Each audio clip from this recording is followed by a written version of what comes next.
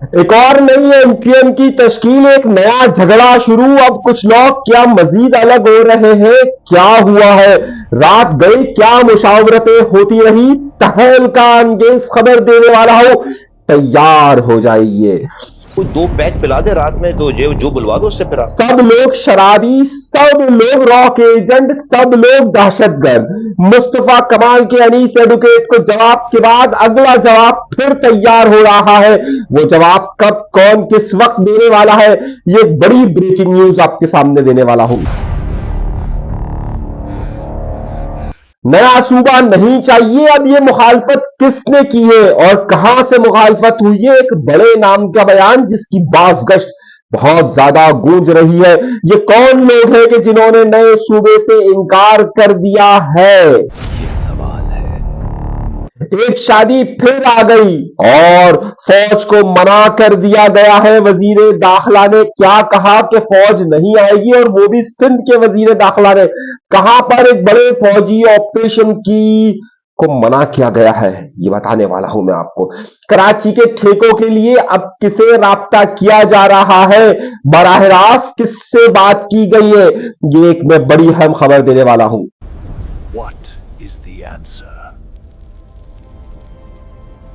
दो मुल्कों के दरमियान बढ़ रही है कशीदगी, यह खित्ता फिर जाने वाला है एक जंग की तरफ, और वो जंग कैसी होगी, उसकी शिद्दत कैसे महसूस होगी, सब बताने वाला हूं। ये ताकत नहीं जो जवाब ढूंढ ले, वही। आज के प्रोग्राम में मैं आपको देने वाला हूं बड़ी एक बार फिर तहलका अंगेज कहानी, और एक ऐसी कहानी के रात गए एमक्यूएम के बड़ों में मुशावरत हुई। मुस्तफा कमाल का यह दावा कि मैं ही एमक्यूएम हूं और मैं ही एमक्यूएम हूं, एमक्यूएम की मरकजी क़यादत को नजरअंदाज करने के बाद अब एक और धड़ा सामने आ रहा है, और उसने कह दिया है कि मैं एमक्यूएम हूं, मैं एमक्यूएम हूं। और अब एमक्यूएम क्या उसकी भी तरदीद करेगी या नहीं करेगी, ये एक बहुत बड़ी कहानी आपको सुनाने वाला हूं। तो सीट बेल्ट बांध लीजिए, तफरीक दर तफरीक का एक नया मसला खड़ा होने वाला है, और उसके साथ ही तहरीक इंसाफ की बड़ी आमद कराची के अंदर जो कल मुतवक्क है, उसमें एक बार फिर तकसीम दर तकसीम का फार्मूला इस्तेमाल हो चुका है। कौन किसके साथ तकसीम कर रहा है? कल कराची शहर में यानी कि 9 तारीख से, बल्कि आज 8 तारीख की रात से बड़े वीआईपी लोग कराची आ चुके हैं। कल रात को कराची में क्या होने वाला है, ये तफसीलात आपको दूंगा। फौज ने कहा, क्या फौज ने कहा कि हम सिंध गवर्नमेंट की मदद करने के लिए तैयार है, लेकिन सिंध गवर्नमेंट ने क्या कहा और किस तरीके से कहा, ये बहुत सारी तफसीलात आज आपके सामने रखनी है। लेकिन उन सब के लिए हमेशा की तरह आपसे दरख्वास्त करता हूं, डरिए नहीं, झिझकेगा नहीं, घबराइएगा नहीं, चैनल जरूर सब्सक्राइब कीजिएगा। आइए गुफ्तगू के सिलसिले का आगाज करते हैं फिर एक तहलका अंगेज खबर से, और वो खबर जो कि रनिंग न्यूज है।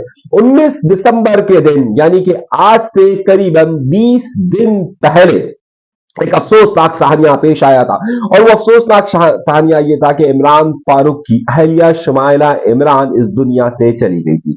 तारीख का एक बहुत बड़ा बाब बंद हुआ था, लेकिन उस तारीख के बाब बंद होने के बाद ऐसा लगता है कि तारीख एक बार फिर जिंदा की जा रही है, और वो तारीख जिंदा इस तरह से की जा रही है कि वहां से शुमाइला इमरान के हवाले से एमक्यूएम लंदन में लोगों का इंतजाम किया। शुमाइला इमरान साहिबा की मैयत यहां पर आ गई, फिर यहां के इंतजाम में एमक्यूएम और पीएसपी का टकराव होता रहा, और फिर मामला यहां तक पहुंचा कि जिस दिन शुमाइला इमरान का तदफीन यहां पर हो रही थी यानी कि 27 दिसंबर को, तो 28 दिसंबर को मुस्तफा कमाल ने एक प्रेस कॉन्फ्रेंस की थी, जिसमें उन्होंने अल्ताफ हुसैन साहब के मुतालिक बड़ी ही मतलब बुरी जबान उन्होंने इस्तेमाल की थी। उसके बाद शदीद रद्द-ए-अमल आया था, और उसके 2 दिन के बाद यानी 30 तारीख को अनीस एजुकेट ने एक इंटरव्यू दिया था।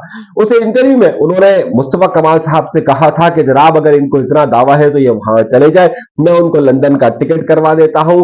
और फिर और उन्होंने ये भी कहा था कि अल्ताफ हुसैन को बहुत सारी बातें मालूम है कि इमरान फारूक के कत्ल में क्या हुआ था।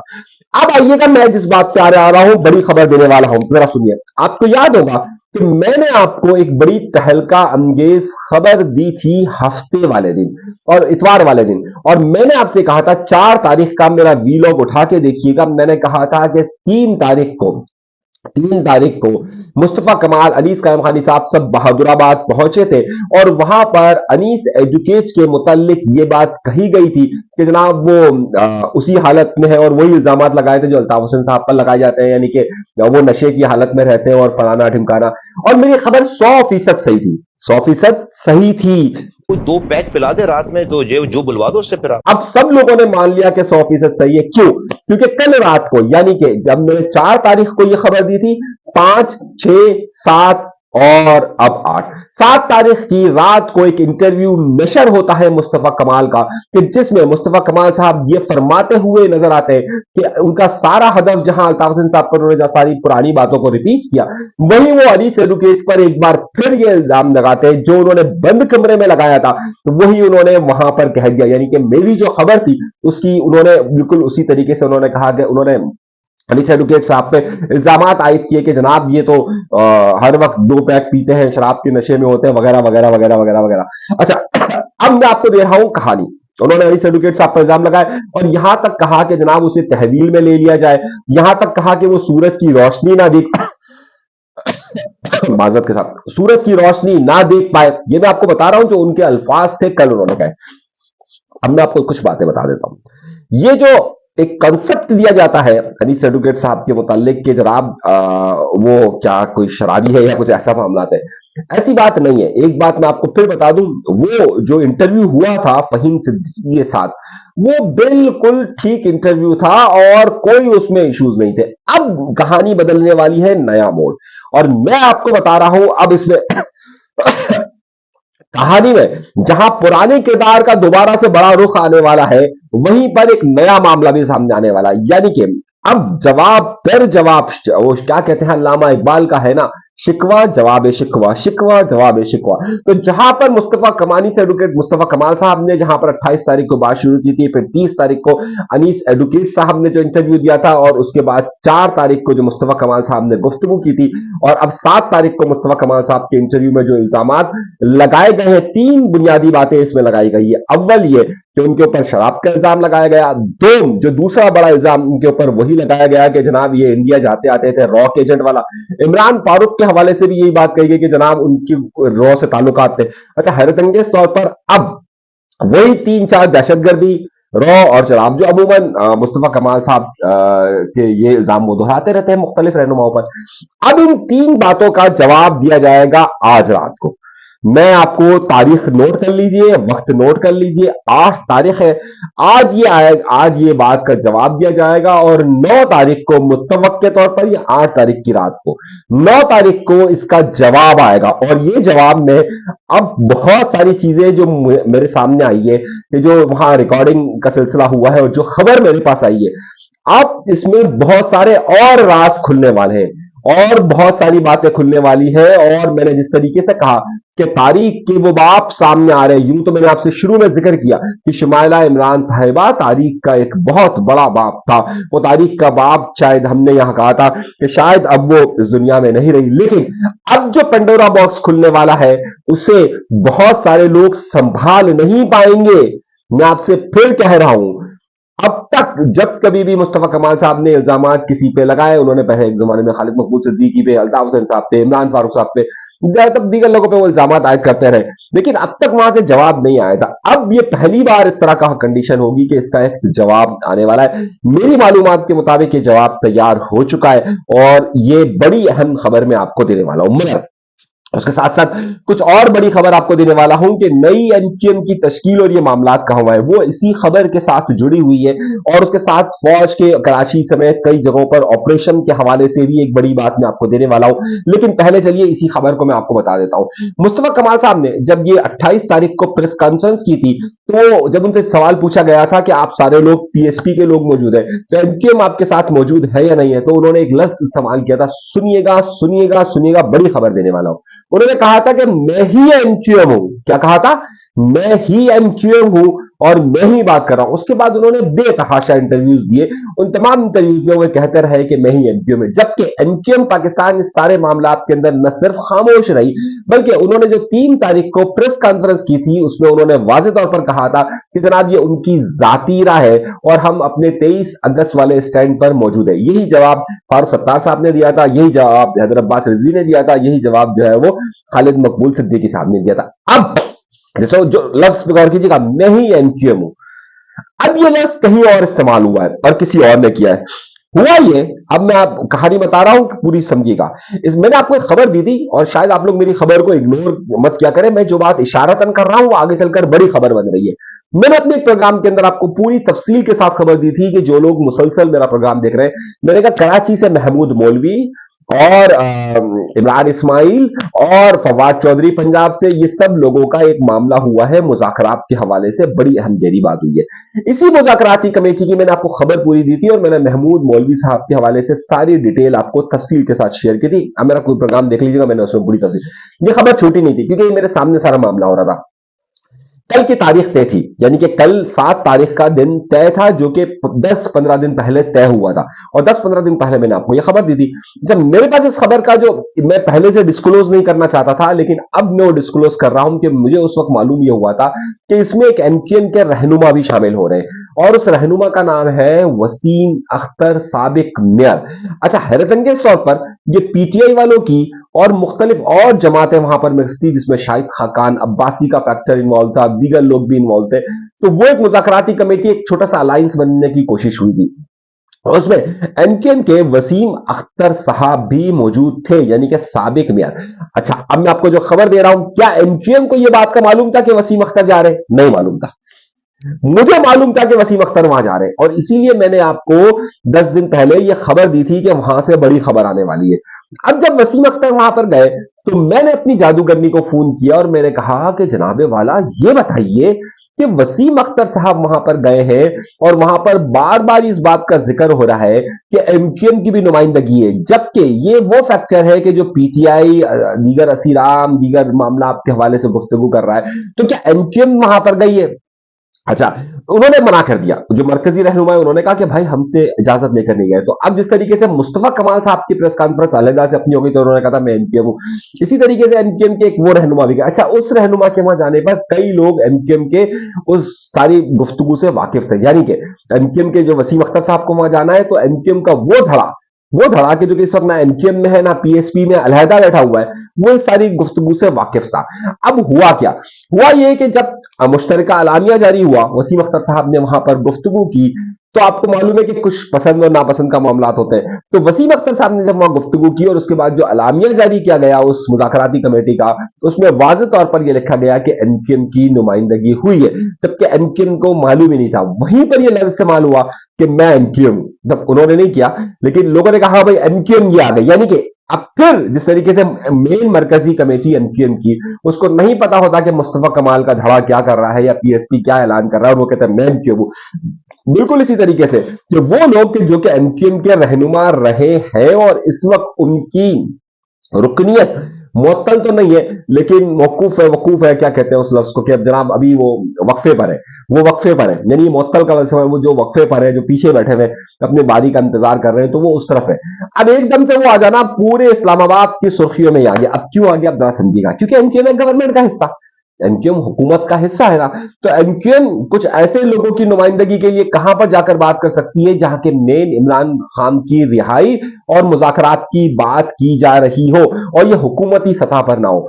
हुकूमती सतह की मैं आपको एक खबर दे देता हूं कि अयाज सादिक की क़यादत में एक ग्रुप तैयार हुआ है जिसमें एमक्यूएम है, जो पीटीआई से मुज़ाकरात करेगी, उसमें एमक्यूएम के रहनुमा फारूक सत्तार मौजूद है, लेकिन अब वो बाकायदा तयशुदा, यानी कि एक पार्लिमानी कमेटी बन रही है और वो सारा मामला हो रहा है। वहां एमक्यूएम ने बाकायदा अपने लोगों से मशवरे करके दिए। ये खबर मैं आपको दे रहा हूं, कहानी मेरा गौर से सुनिएगा। अब मामला यहां पर गहरा हो गया है और रात गए एमक्यूएम के अंदर से ही एक और फैक्टर खड़ा होके, अब वो एमक्यूएम वैसे ही इतनी किस हालत में आपको मालूम है, अब वहां से एक और फैक्टर खड़ा हो गया है और वो कह रहा है कि जनाब मैं भी एमक्यूएम हूं, अगर मुस्तफा कमाल साहब एमक्यूएम है तो मैं भी एमक्यूएम हूं। मतलब ये उन्होंने नहीं कहा लेकिन एक जो परसेप्शन डेवलप हुआ है ना, वो ये हुआ है कि भाई एमक्यूएम ने यहां पर शमूलियत अख्तियार की है। अब हो गया उसके बाद एक कशीदगी के जनाब, अब ये वजाहत की जाए कि हर वो शख्स के जो कि एमक्यूएम में इस वक्त या तो काम नहीं कर रहा या अलग से अपने काम कर रहा है और वो जाकर वहां कह देता है कि मैं भी एमक्यूएम हूं, तो एमक्यूएम की पॉलिसी नहीं रही। एमक्यूएम हमेशा मरकज के साथ अपने रही है, यानी कि अपने मरकज का मतलब है कि जहां वहां से उनको ऑर्डर आता था वही करता था। लेकिन अब ये अनारकी का माहौल इस कदर हो गया है और एमक्यूएम की अपर लीडरशिप की ग्रिप शायद एमक्यूएम के अंदर इतनी कमजोर हो गई है कि वो हर फैक्टर अलग अलग अलग मुकर रहा है। ये मैं आपको बड़ी अंदर की खबर दे रहा हूं। और जादूगरनी है, जादूगरनी तो आपको पता है कि किसी भी जगह पर होती है। और वो जादूगरनी क्या खबर है, आजकल मैंने एक खबर आपको देने वाला था। एक मुशीर है सिंध के, थाईलैंड के अंदर है, माशाल्लाह सा जो है ना वो यहाँ पर सिंध हुकूमत चाहे कुछ भी करती रहे लेकिन थाईलैंड के अंदर बहुत ज्यादा वो मसरूफ है। कौन है मुशीर, आप नाम बता सकते हैं मुझे? पाकिस्तान पीपल्स पार्टी का ऐसा वजीर या मुशीर आप क्या दीजिए, मुशीर का लफ्ज बेहतर है या मामूल खसूसी आप क्या दीजिए। एक महकमा है उनके पास, और वो कहां पर है, वो कहां पर है, थाईलैंड में क्या हो रहा है, ये खबर मैं आपको दे रहा हूं। आप मुझे नाम बता दीजिए कि कौन है कि जो वहां पर मौजूद है और क्या कर रहा है। दूसरी बात, एक और बड़ी खबर की तरफ आ रहे हैं और वो है कराची के मेयर की एक बड़ी खबर आपको देने वाला हूं, जरा सीट बेल्ट बांध लीजिए। मैं आपसे बार बार कह रहा हूं कि इख्तलाफात बहुत शिद्दत इख्तियार करते जा रहे हैं, खासतौर पर मुर्तजा वहाब के मुख्तलिफ वजीरों के साथ। ये मैं आपको अंदर की कहानी दे रहा हूं। गुज़िश्ता 2 दिनों से केएमसी और केडीए के अंदर एक बड़ी हलचल मची हुई है और उस हलचल की सबसे बड़ी वजह यह है कि जनाब मेयर साहब और नासिर हुसैन शाह साहब के दरमियान सब कुछ ठीक नहीं है, यानी कि वजीर बल्दियात और मेयर के दरमियान ताल्लुकात ठीक नहीं है। और इसकी गूंज तमाम महकमों के अंदर वाज़े तौर पर सुनाई दी जा सकती है, जाकर सुन लीजिए, सुन लीजिए और सुन लीजिए। अब यही वजह है कि जब कल मेयर को सवाल पूछा गया तो उन्होंने कहा कि ये मुस्तफा कमाल तो वो डिक्टेटर के जमाने में नाजिम थे। अच्छा, तो आप मुझे बताइए फरियाल तारपुर साहिबा कितनी ताकतवर खातून है। फरियाल तारपुर साहिबा नवाबशाह डिस्ट्रिक्ट की उस वक्त क्या थी, आप बताइए ना। फरियाल तारपुर साहिबा पाकिस्तान कम्युनिस्ट पार्टी की, आप उनके हर प्रोग्राम, अच्छा वो तो उनके तो ताल्लुकात फरियाल तारपुर साहिबा के साथ इतने बेहतर नहीं है आजकल, किसी और के ताल्लुकात फरियाल मुर्तजा वहाब के इतने बेहतर नहीं, ये भी खबर है, ये भी खबर है। अच्छा, तो अब वो क्यों थे, एक सवाल है ना ये भी। लेकिन मेरा नुक्ता ये नहीं है, मेरा नुक्ता ये है कि उसी तकरीब में उन्होंने कहा कि जनाब उस वक्त जो है वो इनके पास पूरे इख्तियारात थे, सूबाई हुकूमत इनके पास थी, सब कुछ इनके पास था, इसलिए मुस्तफा कमाल के पास पैसे थे तो वो कहते। देखिए भाई, मसला सारा ये नहीं है, मसला सारा ये है, तो इस वक्त भी तो सूबाई हुकूमत आपके पास है, तो सूबाई हुकूमत क्यों फंड नहीं दे रही है? अब सूबाई हुकूमत में कल जो एक मीटिंग हुई है उसमें बाकायदा ये बात कही गई है कि तमाम बड़े प्रोजेक्ट, एक झीली इदारा है जिसका नाम है FWO, फ्रंटियर वर्कर ऑर्गेनाइजेशन। अब ये क्या है, उसके साथ मीटिंग एक अहम हुई है और जिसमें कहा गया है कि शायद यहां पर बदनवानी या दीगर मामला इतने कि अब शायद बहुत सारे कॉन्ट्रैक्ट वहां पर शिफ्ट किए जाएं। ये मैं आपको खबर दे रहा हूं, खबर दे रहा हूं, खबर। अच्छा, जब वॉश के हवाले से गुफ्तगू हुई है तो खबर तो मैं आपको दे रहा हूं। कच्चे के डाकू पर अब बाकायदा वफाक संजीदा हो गई है और सिंध हुकूमत का 17 साल से जिनके आशीर्वाद से जो लोग ताकतवर पल रहे थे उनके खिलाफ एक ऑपरेशन की गुफ्तगू की गई है। लेकिन मसला सारे मेरे दोस्तों भाइयों ये है कि वहां पर बाकायदा ये पूछा गया कि क्या फौज को, क्योंकि ये दोनों दो सूबों के दरमियान का मामला आता है और कच्चे के डाकू का बहुत बड़ी ग्रिप है वहां पर, उसमें शामिल किया जाए। क्योंकि पुलिस ने जब कभी भी वहां ऑपरेशन किया है कुछ दिनों के बाद वो दोबारा आ गए, कुछ दिनों के बाद वो दोबारा आ गए, कुछ बल्कि गए ही नहीं।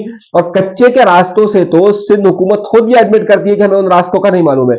जहां पर इस वक्त ड्रोन टेक्नोलॉजी चल रही है, जहां पर सैटेलाइट टेक्नोलॉजी चल रही है, वहां पर सिंध हुकूमत ये दावा करती है कि जनाब हमें तो मालूम ही नहीं है।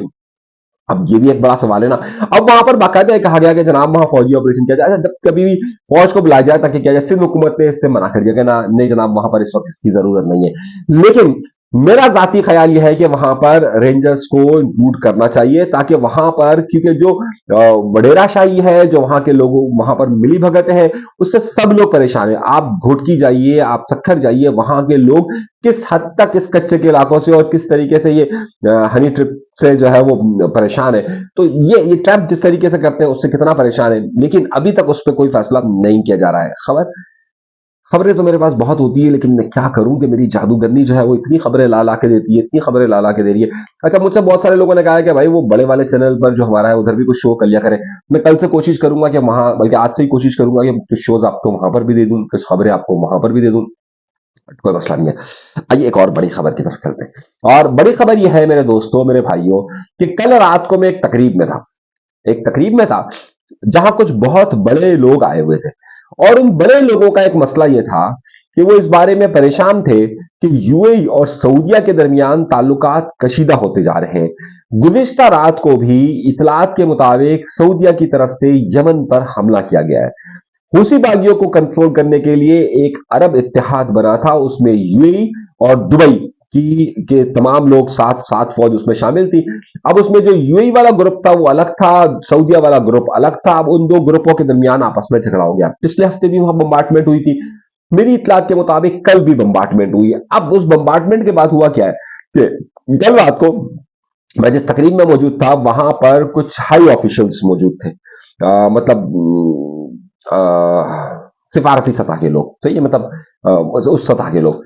अब उन्हें एक बड़ा मामला यह था कि पाकिस्तान इस हवाले से क्या कदम उठाता है। पाकिस्तानियों की एक बहुत बड़ी तादाद, सऊदी अरब तो हम वैसे ही उम्रे हज के लिए जाते हैं, यूएई भी जाते हैं, और पाकिस्तान अब क्या कदम उठा रहा है, ये एक बड़ी बात सामने आ रही है। एक और साहब ने वहां पर एक और बात कह दी है, पहले बंदूक नहीं, पहले गोली बाद में बात। मुझे कराची याद आ गया। कराची में याद है वो बड़ा एक नारा था, लियाकताबाद का नारा था, हैदराबाद वालों का था, पहले गोली बाद में बात। हैदराबाद था या लियाकताबाद था, बहरहाल आपको याद हो तो नारा नीचे जरूर लिखिएगा। वही है कि एक दुनिया में जिस तरह वेनेजुएला के सदर को उठा के ले गए ना, बड़ा उठा के ले गए भाई, बादशाह लोग हैं, उनकी मर्जी है भाई, वो बादशाह है, अंडा दे, बच्चा दे, किसी को अगवा करके ले जाए, आप कुछ कर सकते हैं। हमें यहां से उठा के लोग ले जाते हैं तो हम क्या कर सकते हैं भाई, चलो।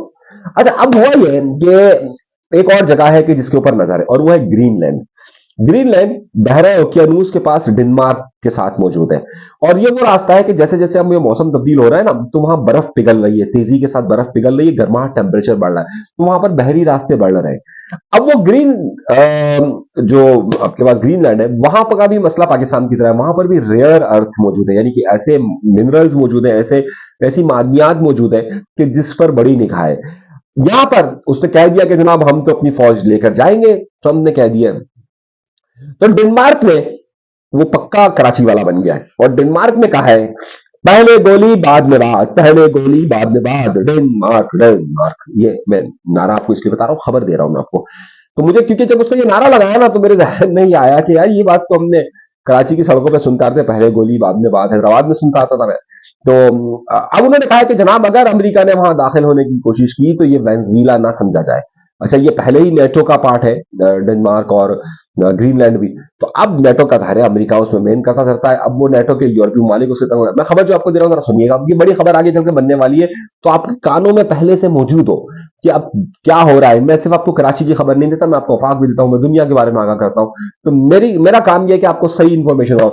अब ये मामला बढ़ेगा, और डेनमार्क ने वाजे कर दिया है कि अगर अमेरिका के फौजियों ने वहां कोशिश की, तो फिर इस तरह की कोई कोशिश की तो पहले गोली होगी और बाद में बात होगी, यानी हम फौरी तौर पर जवाब देंगे। अच्छा, ग्रीनलैंड के अंदर अमेरिका का एक बहुत बड़ा बेस मौजूद है, और उस बेस के अंदर न सिर्फ ये बैलिस्टिक मिसाइल्स की मूवमेंट्स को कंट्रोल करते हैं, देख रहे होते हैं, ये सैटेलाइट्स को कंट्रोल कर रहे होते हैं वहां से, तो उनका एक बहुत बड़ा बेस पहले ही ग्रीनलैंड के अंदर मौजूद है। लेकिन अब वो ग्रीनलैंड, पूरे ग्रीनलैंड को कब्जे की बात हो रही है, तो अब उस हवाले से पहले गोली बाद में बात, डेनमार्क डेनमार्क, ये नारा शुरू हो चुका है। और मुझे कराची पता नहीं क्यों याद आ रहा है। खबर को हल्का मत लीजिएगा, क्योंकि ये दुनिया ग्लोबल विलेज है। ग्लोबल विलेज समझते हैं, ये दुनिया अब एक गांव बन चुकी है। यहां अगर एक कड़ी यूं हिलती है ना, तो इस कोने पर मौजूद कड़ी खुद ब खुद हिलती है। ये इस कड़ी ये यूं हिलती है, ये यूं हिलती है, तो ये यूं हिलती है। जैसे मैंने आपको कहा यूएई में, यमन में क्या हो रहा है, उसका असर डायरेक्ट पाकिस्तान पर आएगा, डायरेक्ट आपके यहां पर आएगा। इसी तरीके से वहां जो होगा ना, ये जो रेयर अर्थ की बात हो रही है, मिनरल्स की बात हो रही है, इसका असर पाकिस्तान तक आएगा। और इसे हल्का मत समझिएगा आप लोग सब, खबर पे निगाह रखा करें, क्योंकि बाज़ औक़ात वहां से मामला हो रहा होता है और नजर यहां आ रहा होता है। सरे आईना मेरा अक्स है, पसे आईना कोई और है, समझ रहे ना। सरे आईना मेरा अक्स है, पसे आईना कोई और है। ईरान को भी नजरअंदाज मत कीजिएगा। कुछ बहुत तेजी के साथ आलमी सूरत हाल बदल रही है और याद रखिएगा कि आलमी सूरत हाल के बदलने का बरहा रास्त असर पाकिस्तान की सियासत और पाकिस्तान की हुकूमतों पर जरूर पड़ता है। ऐसा हो ही नहीं सकता कि यह असर ना पड़े। तो देखिए कि अब आगे के करिश्मा साज क्या होते हैं। चैनल जरूर सब्सक्राइब कीजिएगा। बात जरा लंबी हो गई है, खबर देना बहुत ज्यादा जरूरी था क्योंकि कड़ी से कड़ी बहुत ज्यादा मिलती है। इजाजत दीजिएगा। अल्लाह।